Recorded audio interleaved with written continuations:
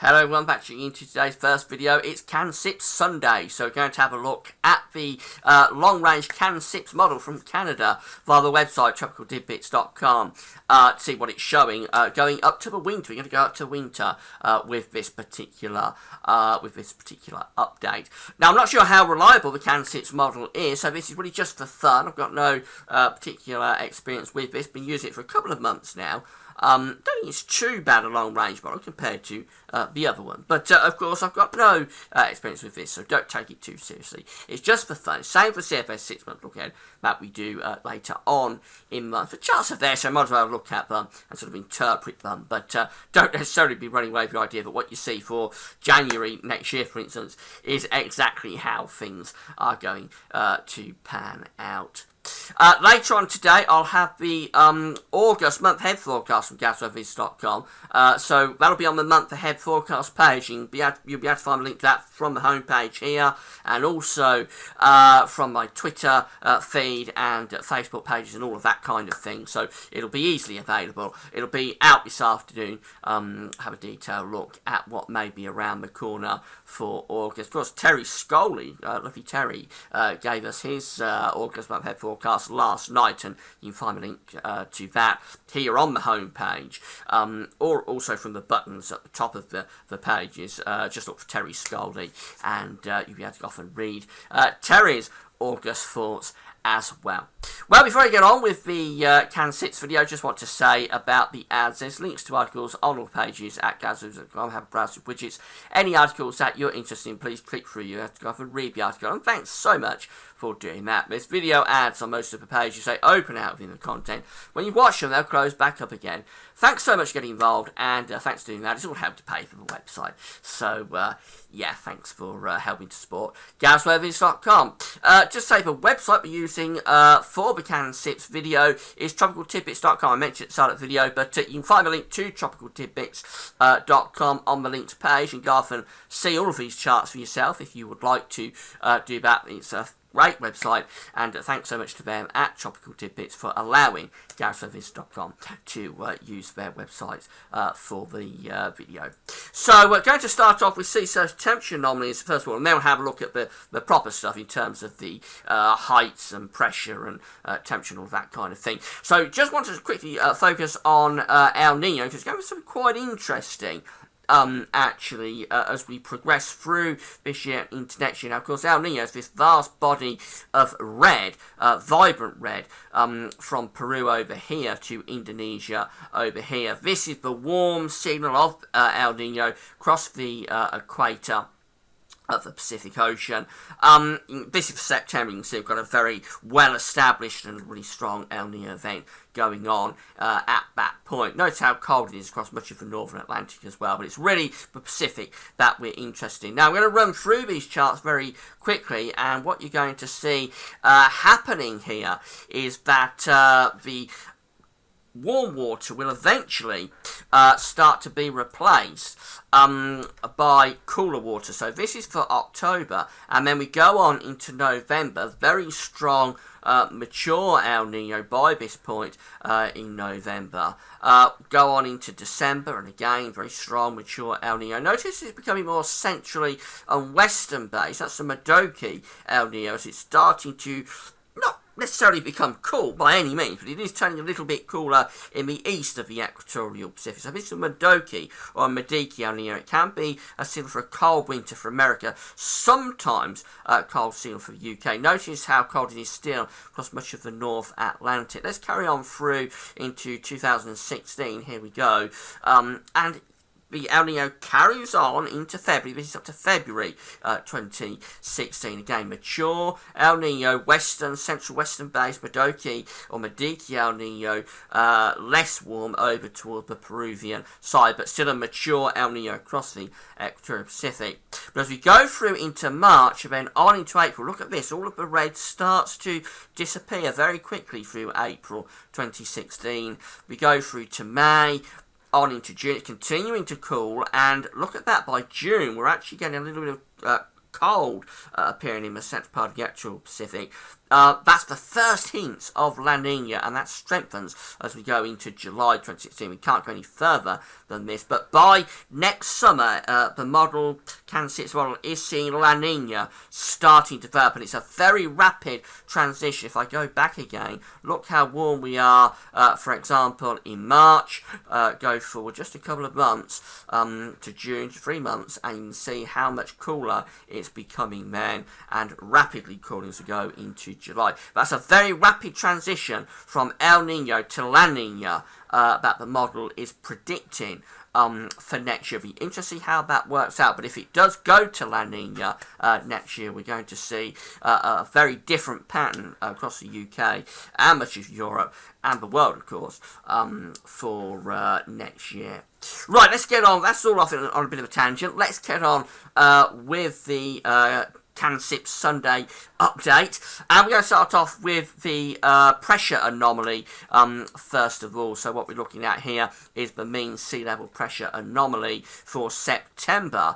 What we're seeing in September is that the model is going for an area of low pressure, a trough of average heights be to the north of the country, and a ridge down to the southwest. So that's a classic sort of westerly based month. Jet streams going rather like that through not just UK but into many parts of Europe as well. Could be quite an unsettled month if that one was to come up, particularly in the north, perhaps less so down in the south. So let's run through with this, and we go through into October, and if anything, the trough of low pressure in October is deepening here in the Atlantic, so this could be a really unsettled month for jet stream coming through the country as well. Although we have got above average heights over Scandinavia, so we've got some high pressure up over Scandi. The Azores high is weakening a little bit actually, but I think it's still basically sort of Atlantic based weather. That trough of low pressure in the Atlantic is a big driver, but it could be coming up against this ridge across Scandinavia at times, and possibly just 3 scenarios anyway, maybe a little bit drier, but really a western month, I think, as we go through into October. Now for November, the trough again becoming very deep here across the country. Last month, CANSIPS was going for a deep trough to be around the country, and quite a cold month for November as well, as that trough was starting to dig a little bit to the south. It's actually more central based across the country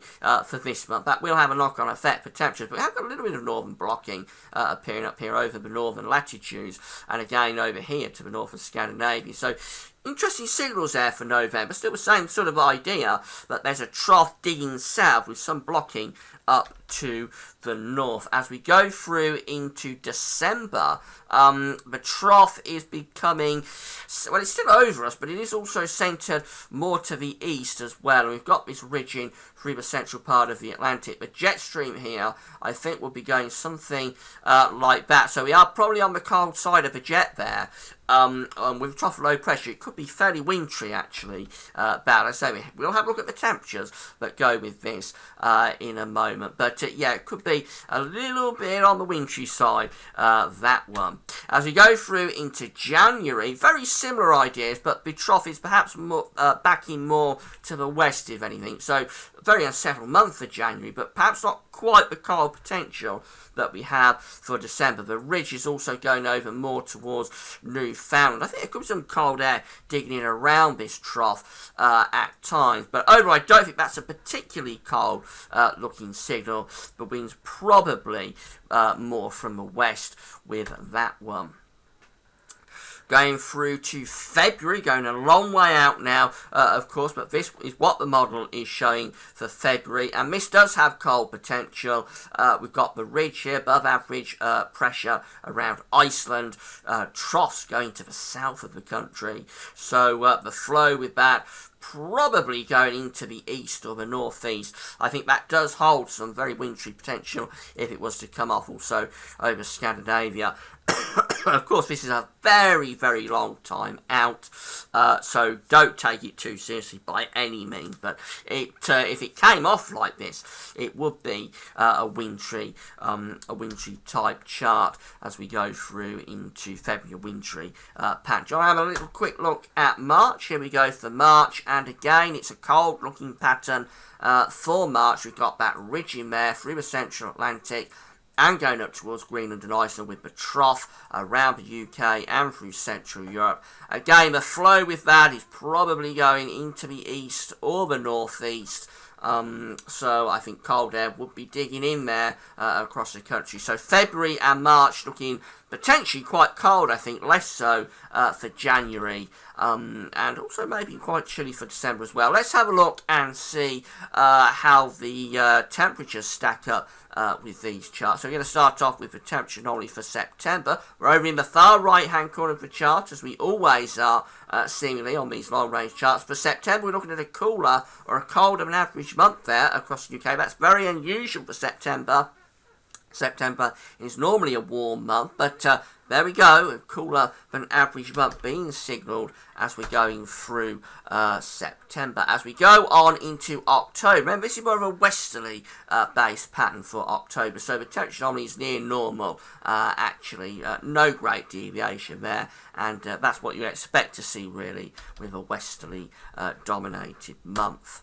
Moving through into November, now this is a change on last month, so just keep this in mind, that model is changing as it's going on. The broad pattern is still similar, but this is a milder month now being signalled for November, whereas I think last month it was actually going for a cooler or colder than average month in November. Now the anomaly is a little bit warmer than average. The temperature scale, by the way, is just here. So in those cream colours, which is anomalies of around 1 degree above average for November.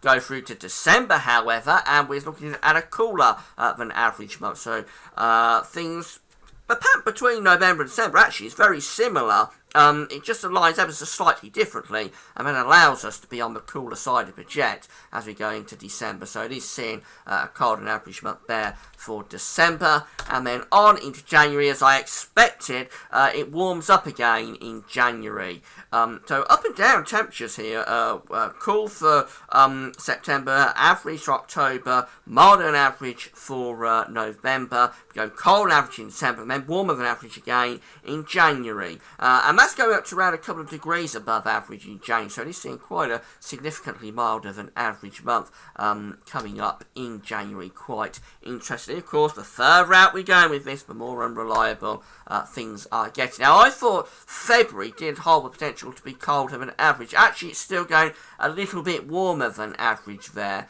for February. I can't really explain why it would be doing that, to be honest, because I think the pattern that it's showing in terms of the sea level pressure will be very conducive for February to come out colder than average. So a little bit surprised about that. Notice how warm it is over Scandinavia. That is indicative of a lot of high pressure up over Scandinavia. When you see Scandi that warm in the winter, it's indicative of a big ridge sitting over Scandinavia. Of course, you know, if you've got a big ridge up there, we're going to get easterly winds into western and central parts of Europe. So you will think that would be a colder scenario for February, and I would interpret that down to a colder than average month, actually, for February. But let's not worry about it anyway, because it's such a long way off. And then we go through to March, and as expected in March, we go cooler than average. I could go through to July next year with this, but I don't want to go that far, so let's stop at March.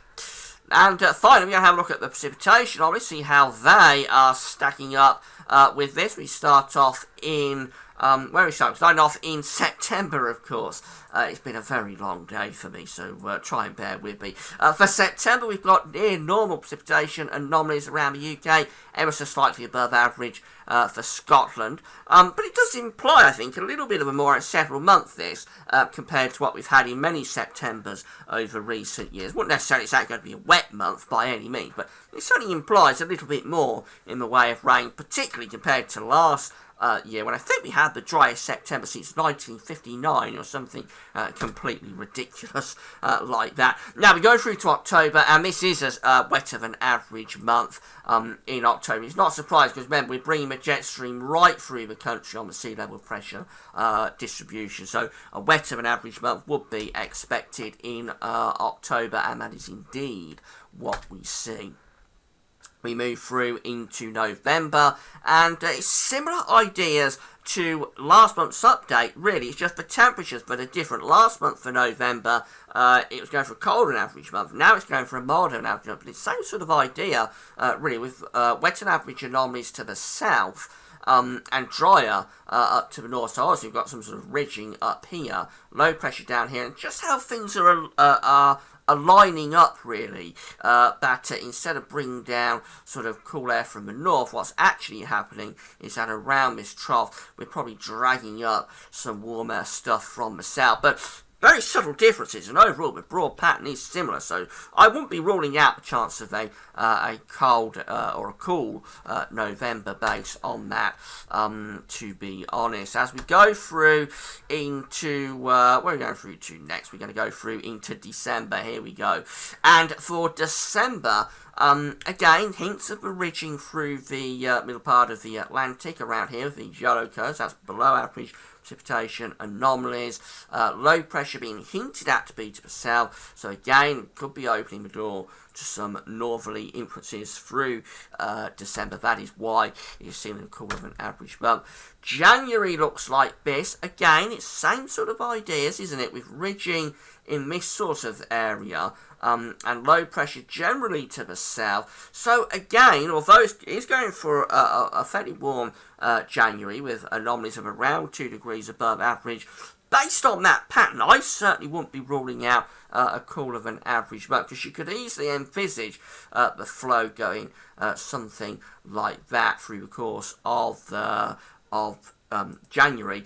Of course, what could also happen is that the flow goes rather like that, and that will give us, whilst it will give us some cooler snaps, it will give us an Atlantic-based month, which would explain why we're coming out a little bit warmer than average. As we go through into February, we see that the ridging sort of builds in across the country through February. So February's quite an interesting one. It's drier than average month generally. Drier than average also across much of Scandinavia. There's a lot of high pressure in there, and the exact position of that high pressure would be critical. Finally, for March, the signal is going to near normal precipitation in March. Remember, this is a colder than average month, so any precipitation that does fall could be a little bit on the wintry side.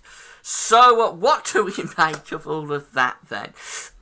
Well, broadly, the pattern, and it is encouraging to see this, the patterns broadly are very similar to what we was looking at in last month's CANSIPS update.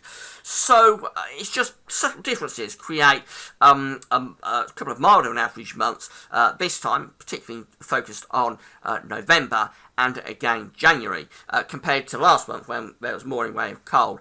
But overall, broadly similar patterns. On the basis of the patterns, you wouldn't be necessarily ruling out the chance of some colder conditions through the winter. So if you're looking for some cold weather this winter, I think that's a pretty encouraging update, actually. Don't be running away and getting too excited by any means at this stage, but that is quite an encouraging update, reading between the lines, even if the temperature anomalies don't look all that impressive. And it is encouraging to see that the model is, from month to month, broadly sticking with the same sort of patterns. Okay, that's it for now for CANSIPS Sunday. We'll do it all again on the first Sunday of next month. But as I say, that's all for now. And thanks so much for watching. Come back this afternoon when we are going to have the August month ahead look ahead. That's it for now. Thanks for watching.